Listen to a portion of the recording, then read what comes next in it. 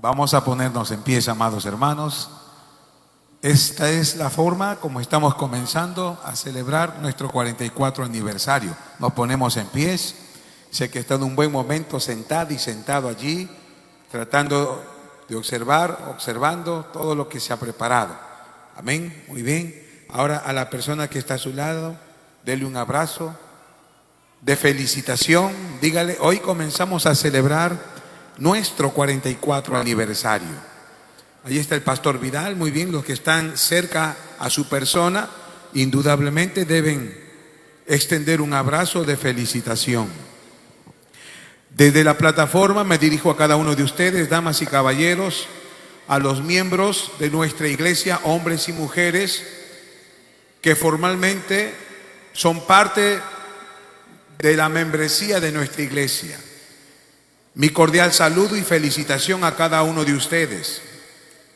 Somos la familia IPAC. Somos una iglesia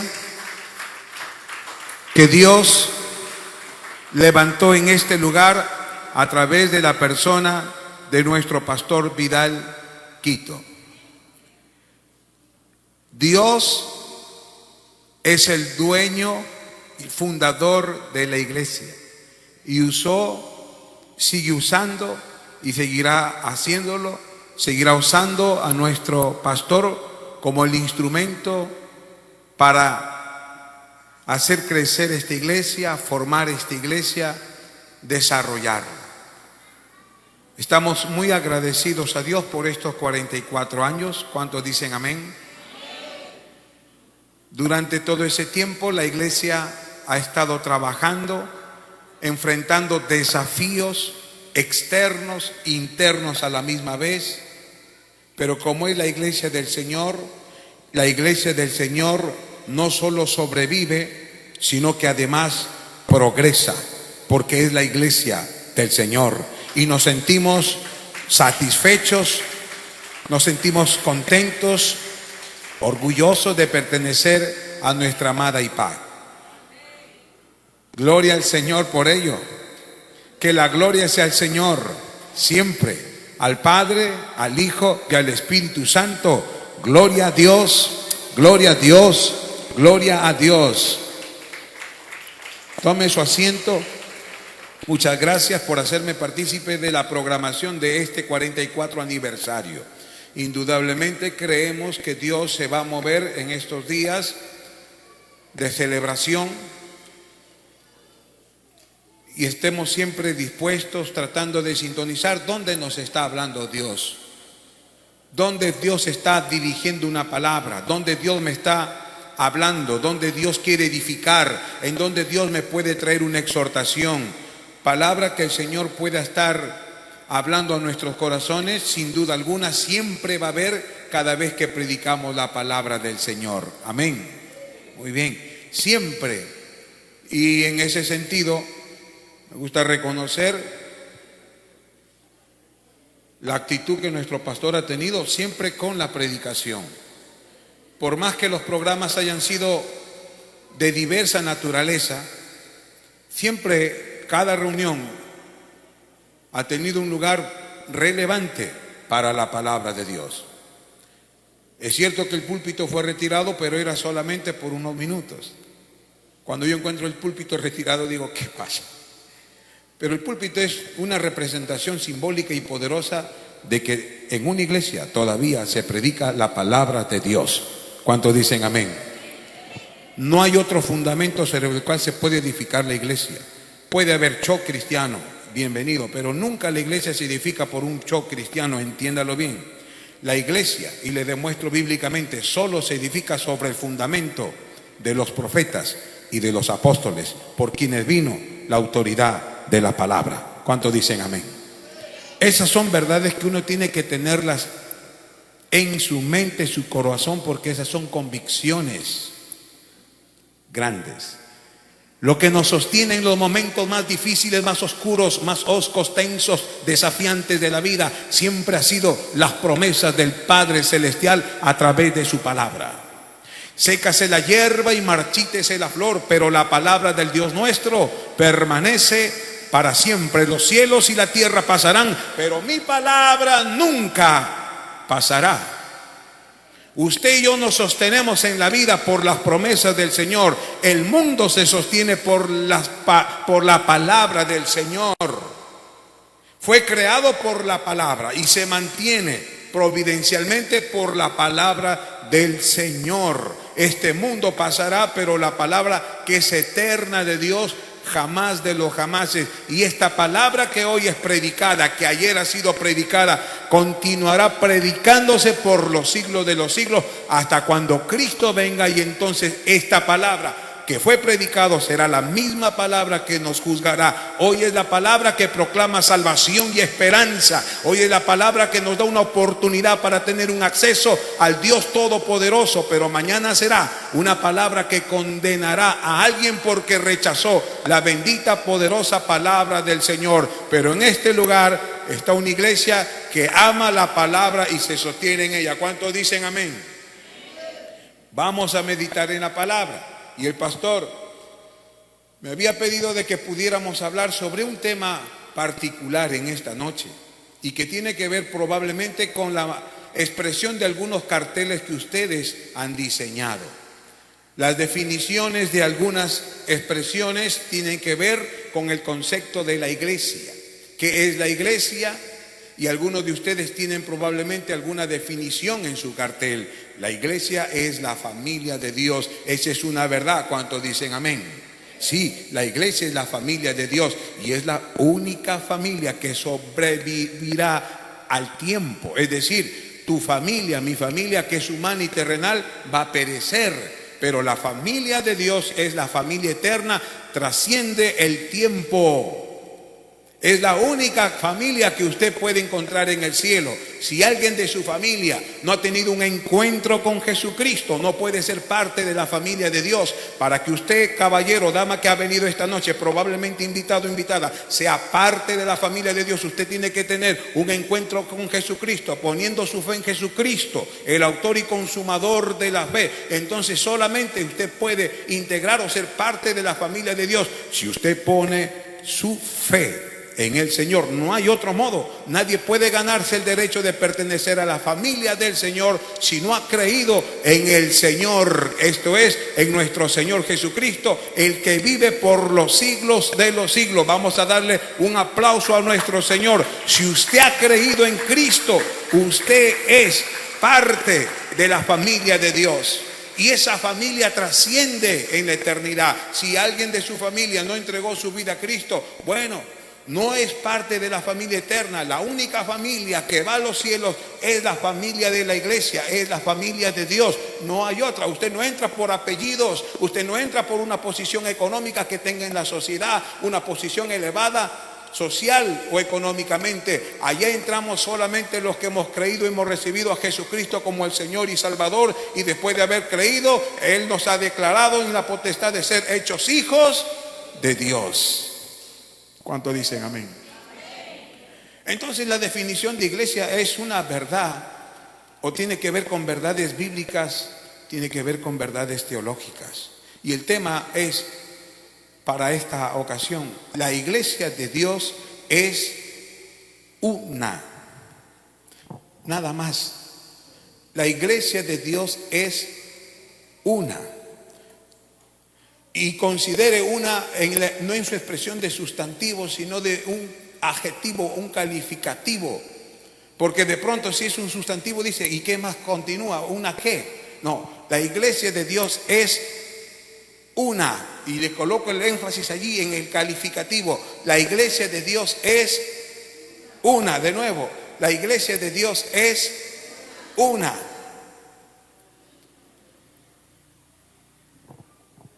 Siglo IV o siglo IV después de Cristo. Nos remontamos a la historia atrás. Siglo IV antes de Cristo. Se celebró el famoso concilio de Nicea. En ese famoso concilio de Nicea, que es uno de los concilios, si no es el más importante y relevante de la iglesia, se definieron muchas cosas acerca de nuestro credo como iglesia y otras doctrinas. La iglesia enfrentó siempre y ha enfrentado siempre los desafíos de movimientos heréticos. Y los concilios que se celebraron en ese tiempo tenían como propósito alinear las creencias, alinear los credos, alinear las posiciones doctrinales.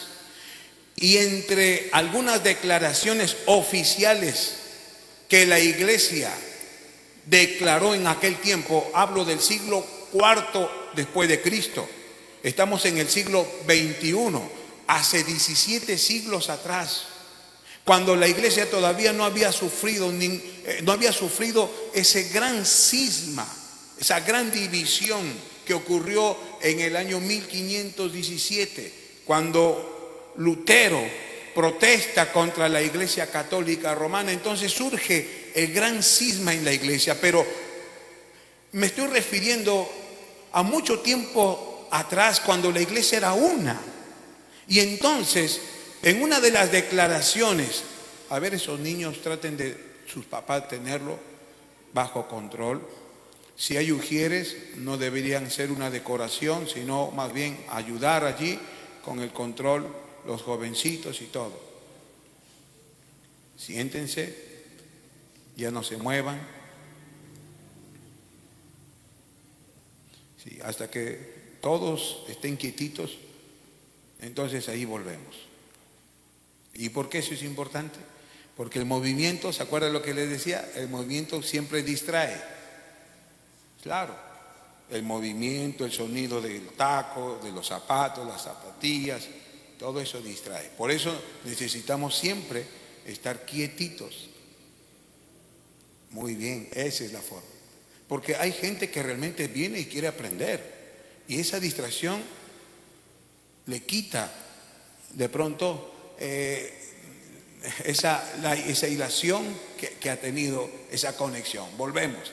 Entonces, una de las declaraciones que la iglesia en ese tiempo resolvió fue esta, con respecto a la iglesia. Mire lo que dijo.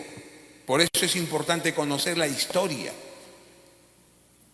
Es importante porque cuando no conocemos la historia ignoramos nuestra identidad como iglesia. Y entonces creemos que lo que hacemos es algo nuevo cuando no es nada nuevo.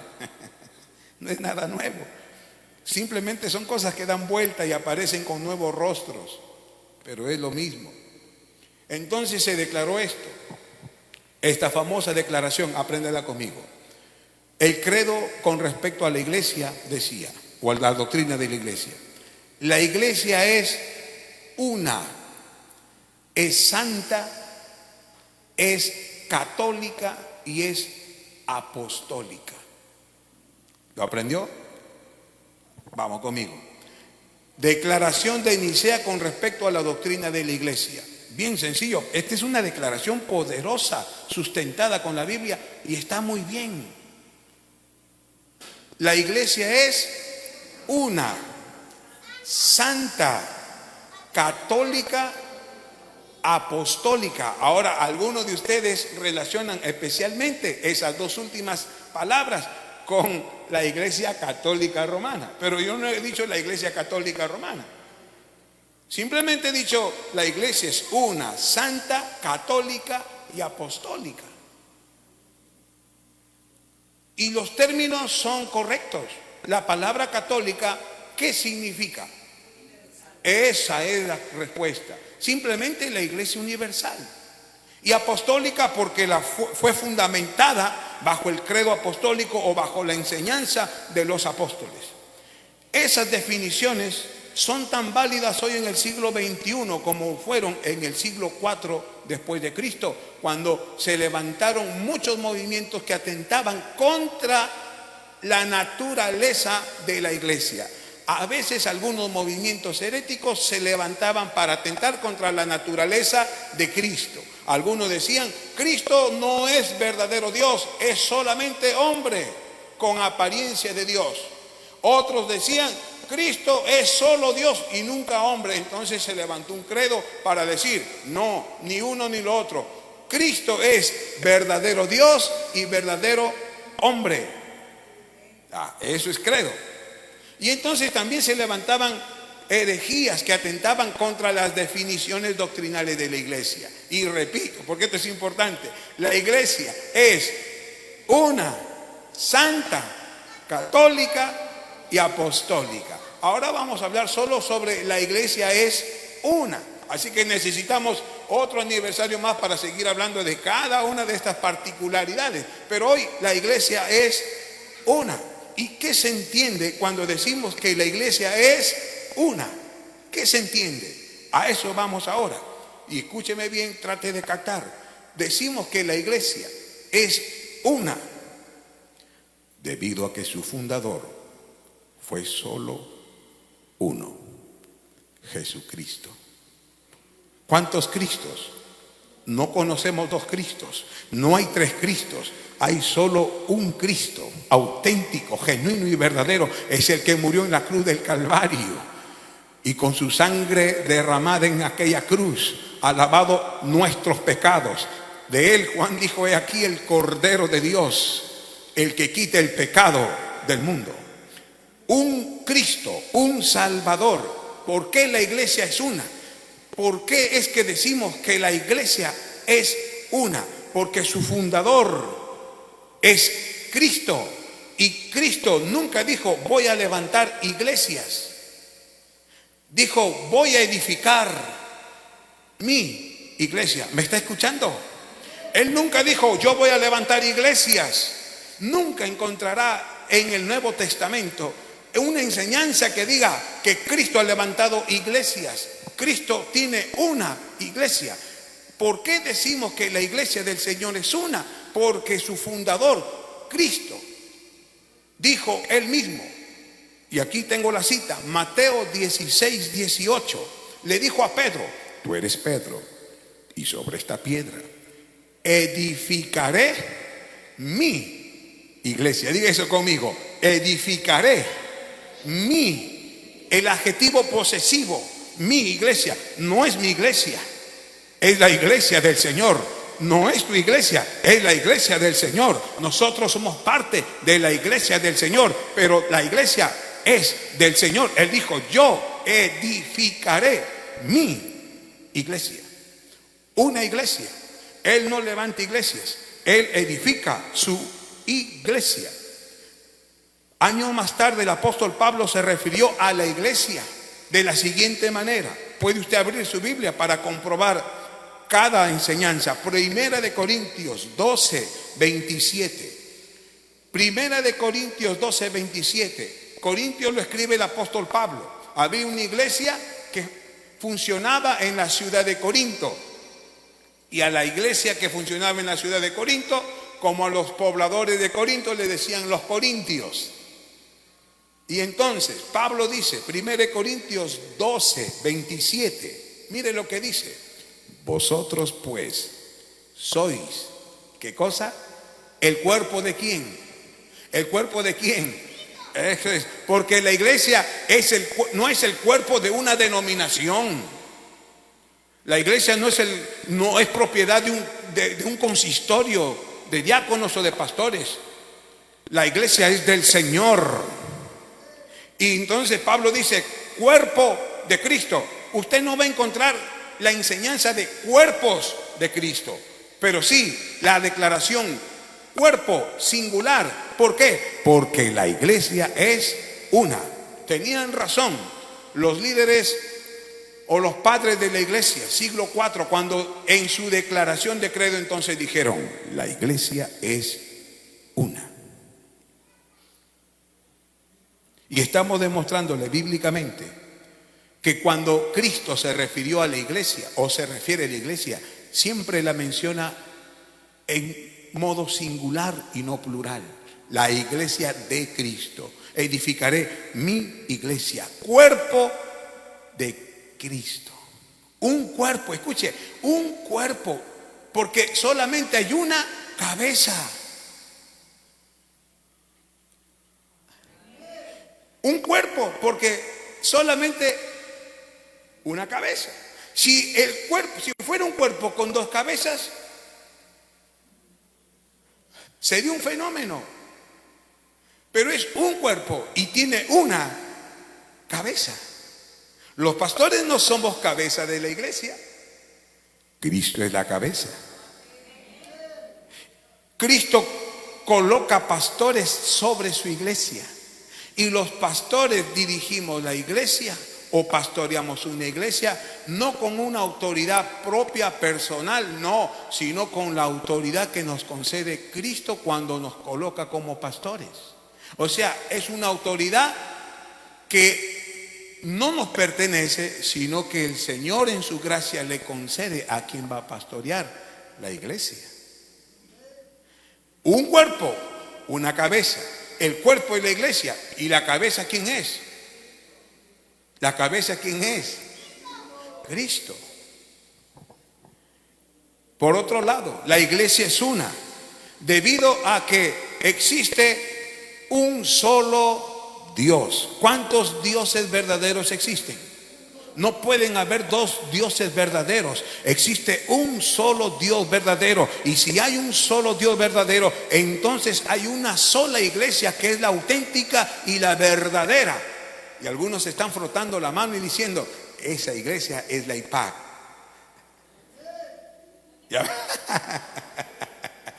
No es la IPAC. Y si no es la IPAC, entonces ¿qué hago aquí?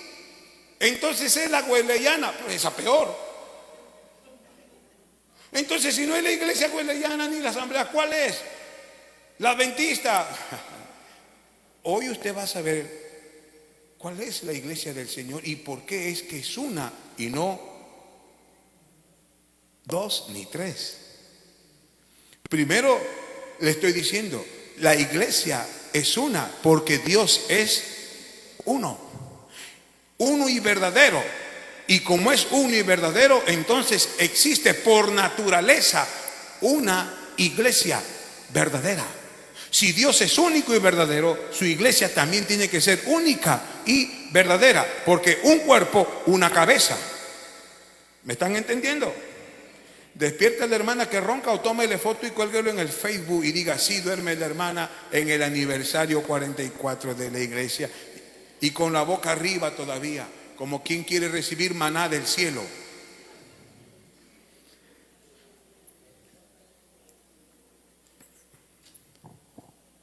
Efesios 4, 3, 5 y 6. En este pasaje Pablo le exhorta a la iglesia, le demanda a la iglesia a vivir en unidad.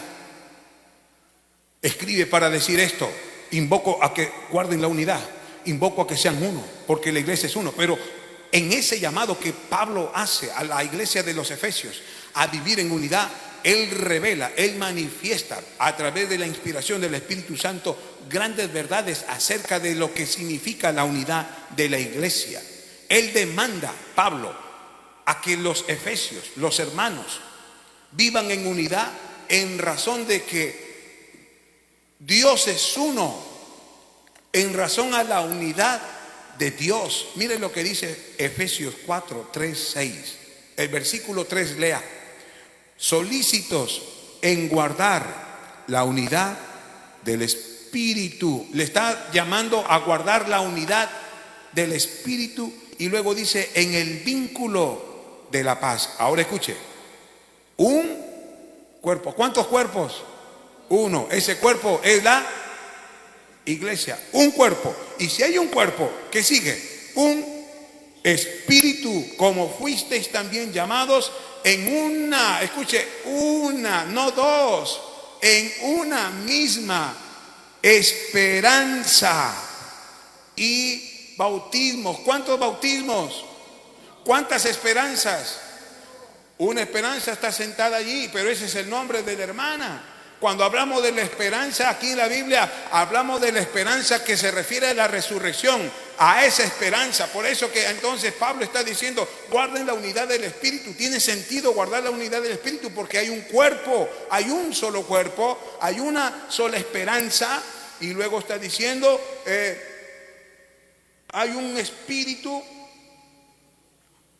Leen el versículo 5. ¿Cuántos señores? Mire, note. Un Señor, uno, ¿qué más?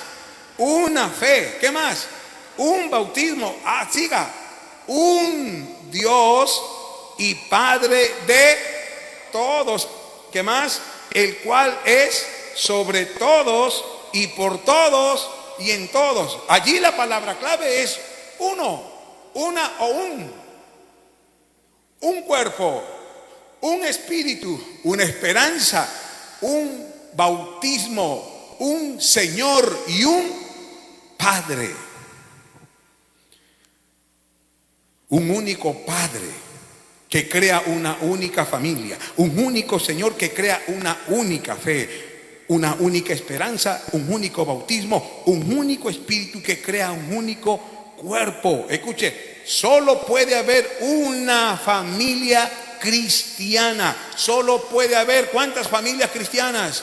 Una familia cristiana. Solo puede haber una sola fe cristiana, solo puede haber una esperanza cristiana y solo hay un bautismo cristiano, porque solo hay un cuerpo cristiano, porque solo hay un Dios, Padre, Hijo y Espíritu Santo. Por lo tanto, escuche, no se pueden multiplicar las iglesias, porque Dios no se multiplica en dioses.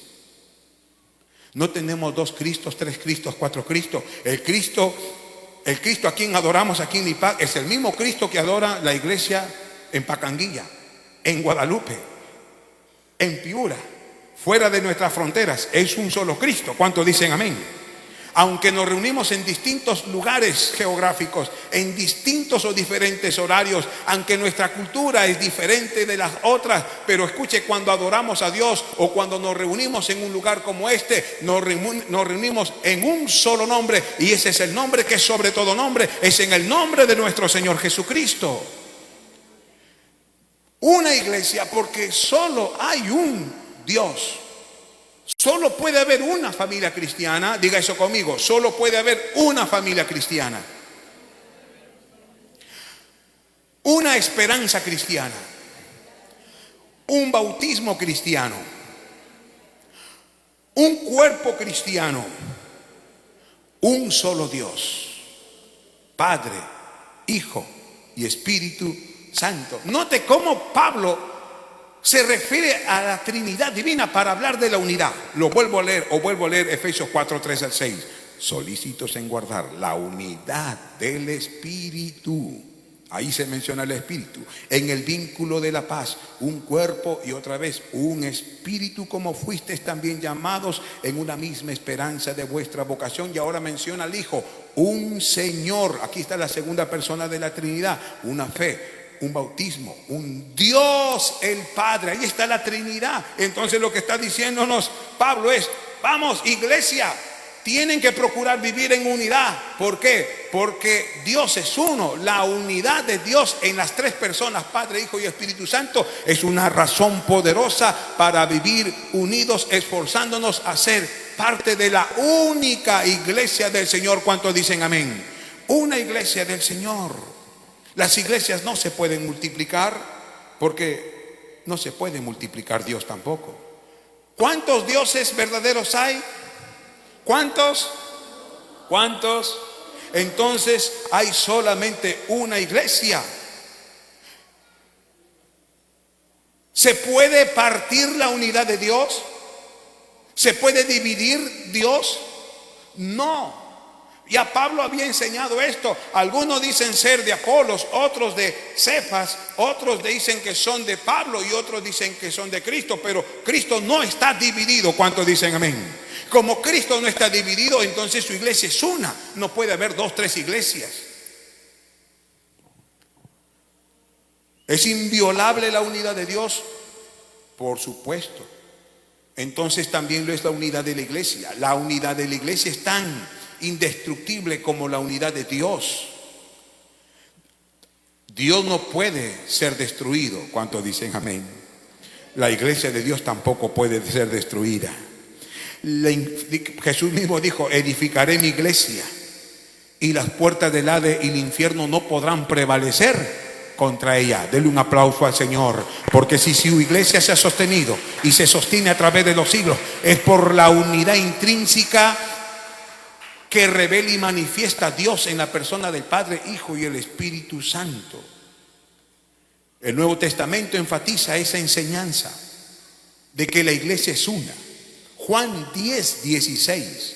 Yo voy a leer, porque si le espero que usted encuentre la Biblia o encuentre la cita, pase el tiempo, pero usted puede anotar y puede escucharme. Juan 10:16 dice: también tengo otras ovejas que no son de este redil, aquellas también debo traer, y oirán mi voz, y habrá un rebaño y un pastor. ¿Cuántos rebaños? Uno. ¿Cuántos pastores? Uno. Esa es una referencia a la iglesia como rebaño y a Jesucristo mismo como pastor. Ya vamos a explicar por qué entonces, el porqué de tantas iglesias o denominaciones, porque usted está que se pregunta allí sentado, entonces ¿por qué tantas iglesias? Si es una. Bueno, primero estoy poniendo el fundamento bíblico, una iglesia, y el Nuevo Testamento enfatiza que solo es una iglesia. Juan 17:21, ahí nomás 22 y 23, leo Juan 17:21, 22 al 23, para que todos sean uno. Esta es la oración de Jesús. Escuche, esto es importante. Como tú, oh Padre, en mí y yo en ti. Eso es unidad. Yo oro para que mis discípulos sean uno, como tú, oh Padre, en mí y yo en ti. Que también ellos sean, ¿cuántos? Que ellos sean uno. Voltea a la persona que está a tu costado, dice: el deseo del Señor, dile, es que seamos uno. Jesús sigue diciendo: como nosotros somos uno, que ellos sean uno en nosotros. Ah, qué lindo, que la iglesia sea uno en nosotros, para que el mundo crea que tú me enviaste. ¿Cuántos dicen amén? Esa es la oración de Jesús. Y sigo leyendo, versículo 22. La gloria que me diste, yo les he dado, para que sean uno, así como nosotros somos uno. Yo en ellos y tú en mí, para que sean perfectos en unidad, para que el mundo conozca que tú me enviaste y que los has amado a ellos como también a mí me has amado. Y más tarde Pablo, 1 Corintios 1:10, dice: os ruego, hermanos, por el nombre de nuestro Señor Jesucristo, que habléis todos una misma cosa y que no haya entre vosotros divisiones, sino que estéis perfectamente unidos en una misma mente y en un mismo parecer. Siéntate, hijito, siéntate.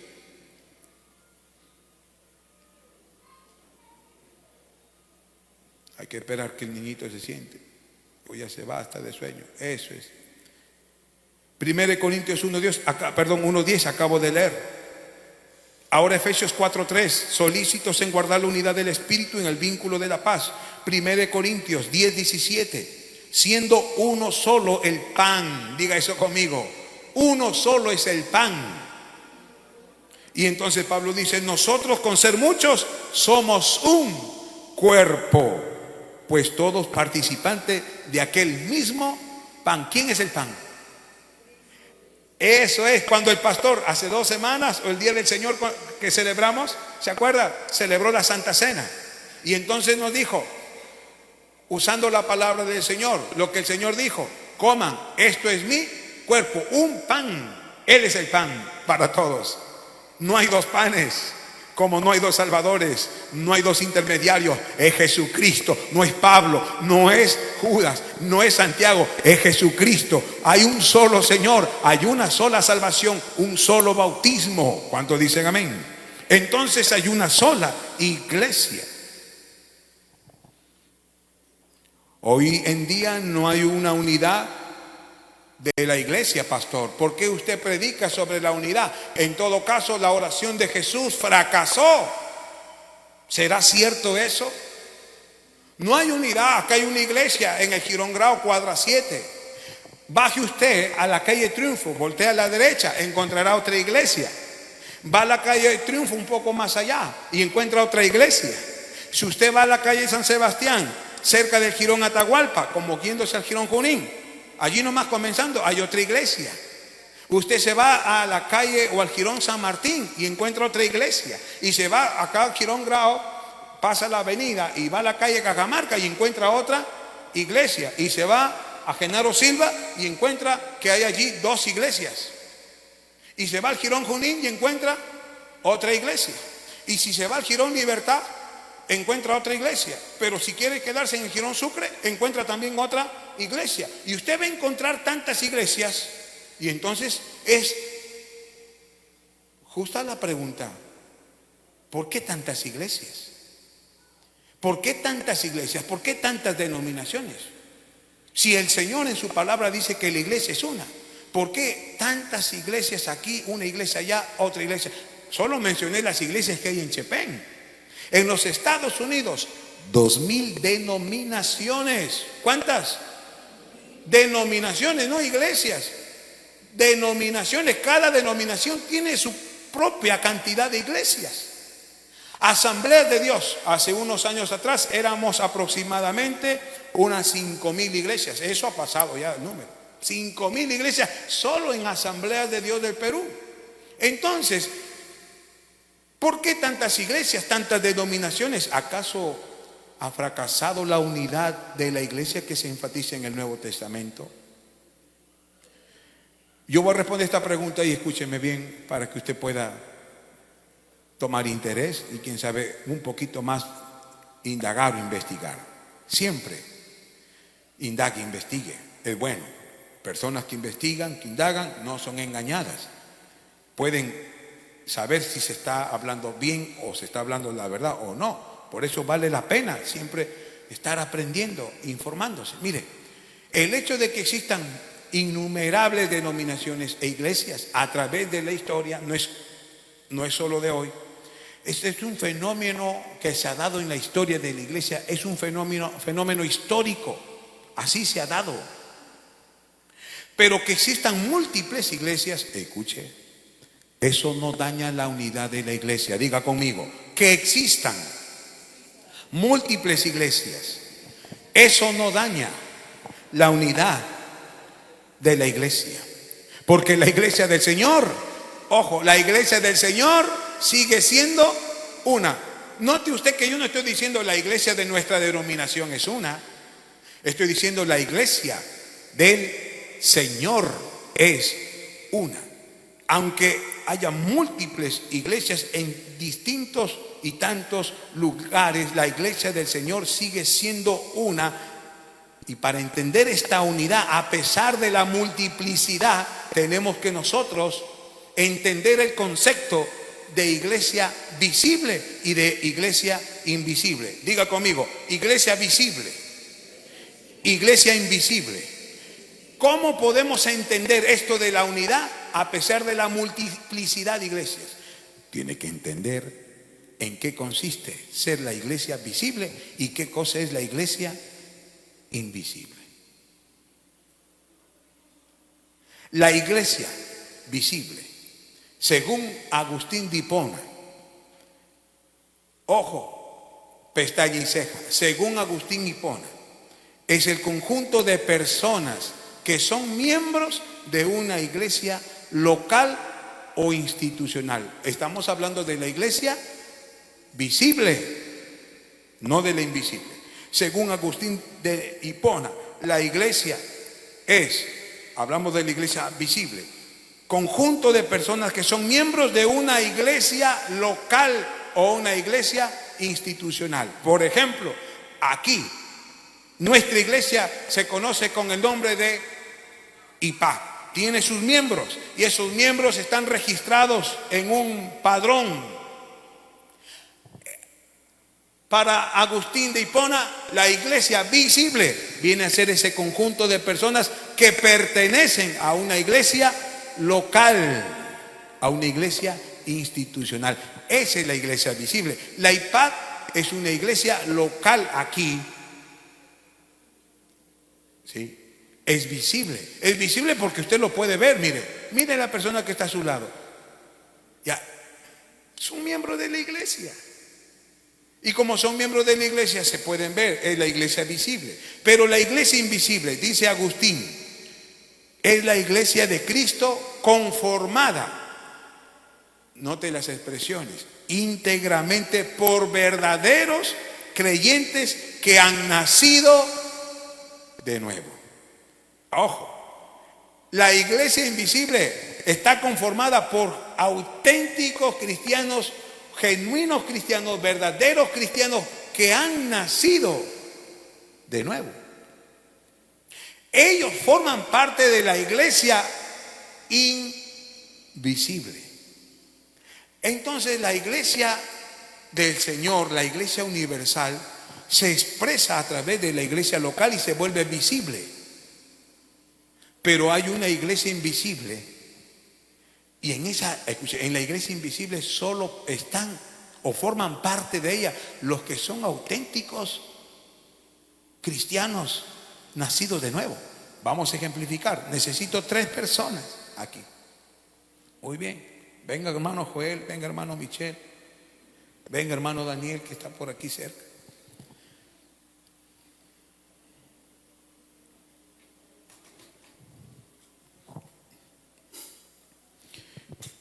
Muy bien, aquí nuestro hermano Daniel, aquí a la derecha, él va a representar a los creyentes no creyentes. Creyentes no creyentes, ya lo voy a explicar a qué me refiero. El hermano Michel va a representar a un creyente, pero que no pertenece a una iglesia local. Ojo, un creyente no creyente, pero que pertenece a una iglesia local. De nuevo, un creyente no creyente, pero que pertenece a la iglesia local. Un creyente, pero que no pertenece a ninguna iglesia local. Un creyente verdadero que pertenece a una iglesia local. Ojo, un creyente verdadero que pertenece a una iglesia local. Un creyente verdadero pero que no pertenece a ninguna iglesia local. Un creyente pero que no es creyente. Es una representación.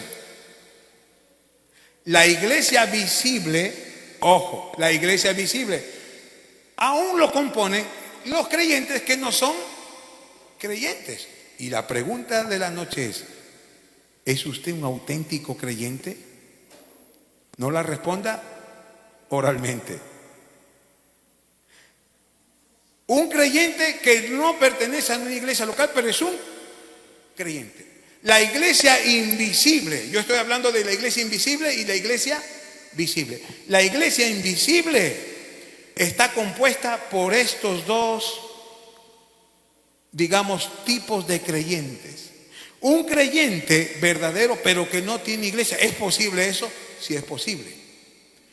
El que creyó en Cristo muriendo al lado de Jesús no tuvo tiempo de asistir a una iglesia, pero su fe fue auténtica, puede decir amén. Representa a tanta gente que cree en Cristo, pero que no tiene una oportunidad de integrar una iglesia, pero que eso no le quita el derecho de pertenecer a la iglesia invisible del Señor, porque creyó auténticamente en Cristo. Puede suceder que usted le predicó a alguien en el bus y esa persona va a un lugar remoto, lejos, y entonces no tiene una iglesia, pero su fe en Cristo fue auténtica, y como su fe fue auténtica, este creyente es parte de la iglesia invisible. Un auténtico creyente que también es parte de la iglesia invisible, pero que también pertenece a una iglesia local. La iglesia local es invisible o visible. No escuché. Visible.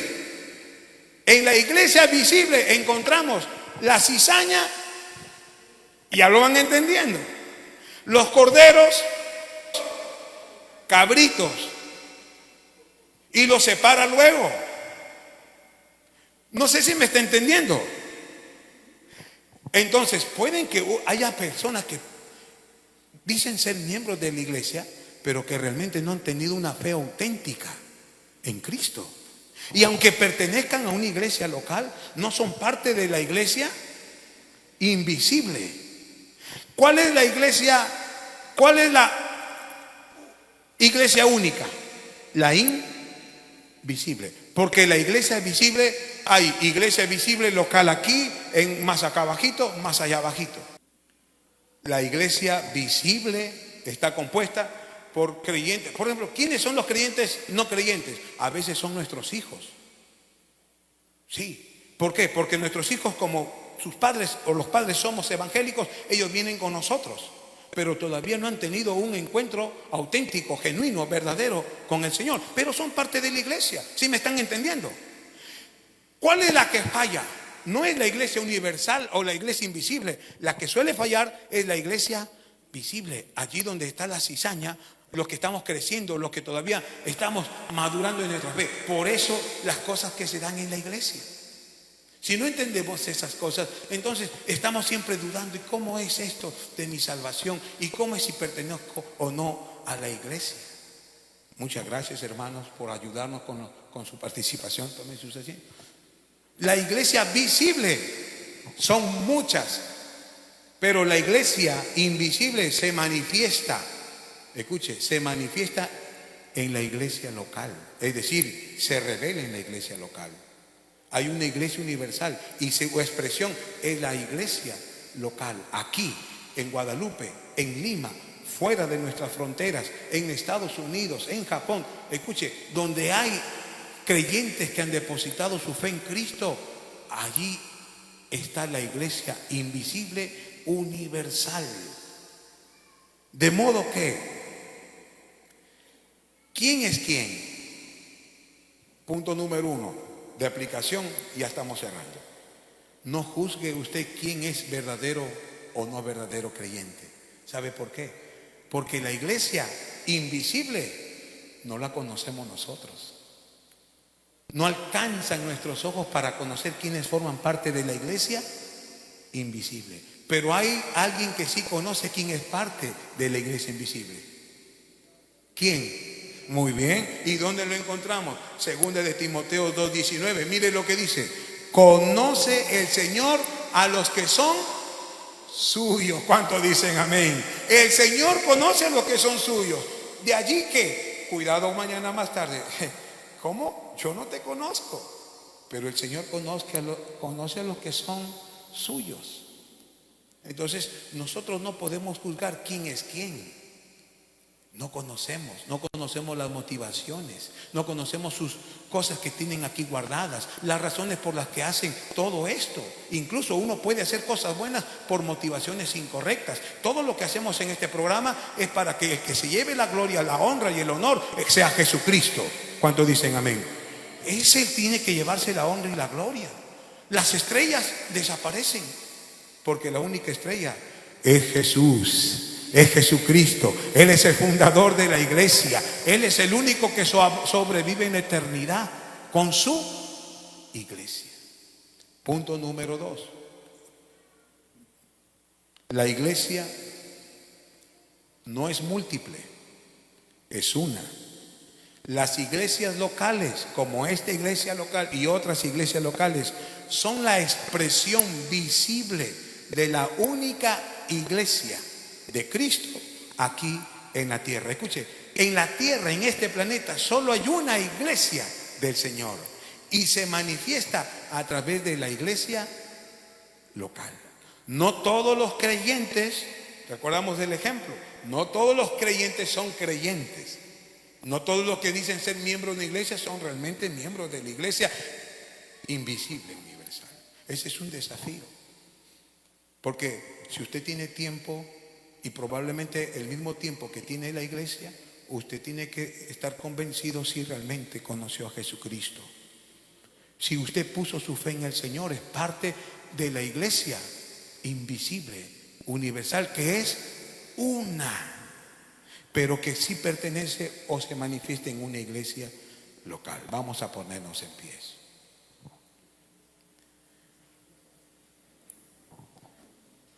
Predicar sobre la iglesia era una invitación a hacer reflexión bíblica, a hacer reflexión teológica.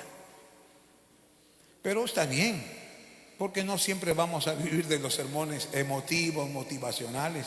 Siempre es bueno tener siempre esos sermones que hablan un fundamento bíblico, teológico. ¿Qué aprendió usted esta noche por la palabra y que lo que el Señor ha usado o que el Espíritu ha usado para hacerle despertar a usted?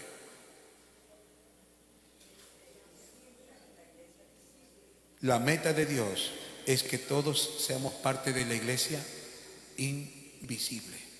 Porque hoy ya somos de la iglesia visible, pero en esa iglesia visible, ya dijimos, algunos somos creyentes auténticos, otros no lo somos tanto. No porque está fingiendo, simplemente porque realmente no ha tenido un encuentro con Cristo. Amigo, ¿usted tuvo un encuentro con Cristo? ¿Su fe es válida o solamente es una religión la que tiene como tiene cualquier otra persona? No se trata de una religión, se trata de Cristo. Usted puso su confianza en Cristo, usted puso su fe en Cristo. Y si usted creyó en Cristo, Cristo le añade o añade a la iglesia los que han de ser salvos. ¿Cuántos dicen amén? Padre Celestial, te damos gracias por este tiempo que hemos tenido de reflexión en tu palabra. Y la reflexión nos lleva siempre a tomar conciencia, Señor, de cómo está nuestra vida delante de ti. Cuando tú dices que amas a tu iglesia, cuando tú dices que conoces a los que son tuyos, cuando tú en tu palabra dices, tengan cuidado a la hora de tratar con el trigo o con la cizaña, porque pueden lastimar el trigo, es porque nos revelas que es probable que en una iglesia local visible estén los creyentes que no son creyentes todavía, que probablemente tienen un legado de fe de sus padres, de que están simplemente asistiendo a la iglesia y quién sabe, una emoción les llevó a tomar la decisión de, entre comillas, aceptar a Cristo, pero fue solo una emoción, no ha sido una verdadera fe. La intención de este mensaje tiene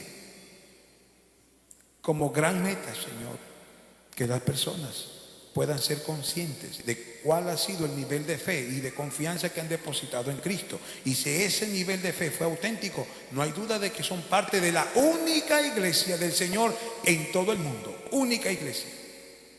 Si de lo contrario, Dios, hubieran algunos creyentes nominales, pueden tomar hoy la decisión, si tu Espíritu les habló, a depositar una fe auténtica en ti. No hay otra manera de ser parte de la iglesia única del Señor si no tenemos una fe auténtica en Cristo, quien nos da una fe, nos da una esperanza, nos da un bautismo y por un espíritu o el mismo espíritu hemos sido insertados en el cuerpo que es único y es llamado iglesia, cuya cabeza es Jesucristo.